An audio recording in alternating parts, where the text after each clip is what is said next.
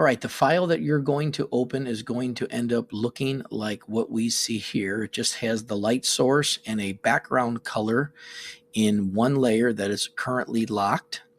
We're going to create two new layers. So I'm going to come down to the bottom of the layers panel.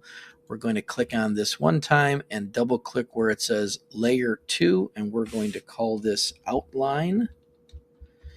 And we're going to go ahead and make one more layer, layer 3, double click, and we're going to call this color.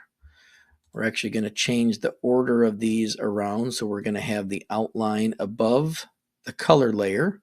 So again, you're simply dragging the layer up above. We've done this in the Photoshop program to create the outline layer above the color layer, and the original background layer was already created for us. The next thing we're going to do is we're going to go over to the tool panel and we're going to select the ellipse tool. It's the letter L.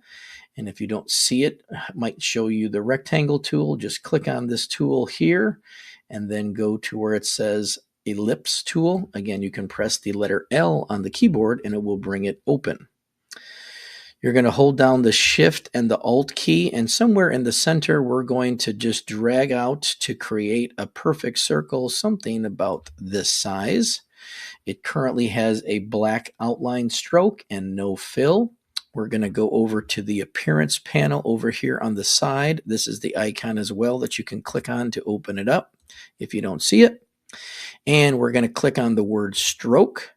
We're going to change the stroke weight to about 13 pixels, have the caps rounded and the corners rounded, and then we are going to click off of that area and we have one circle created.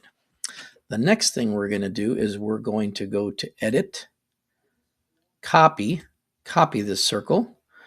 I'm going to lock the outline layer and we're going to go and select the color layer by clicking on the word color in the layer panel, and then we're going to go to Edit, Paste in Place, and we're going to paste it on a different layer right in the same exact spot as where we copied the outline layer to begin with.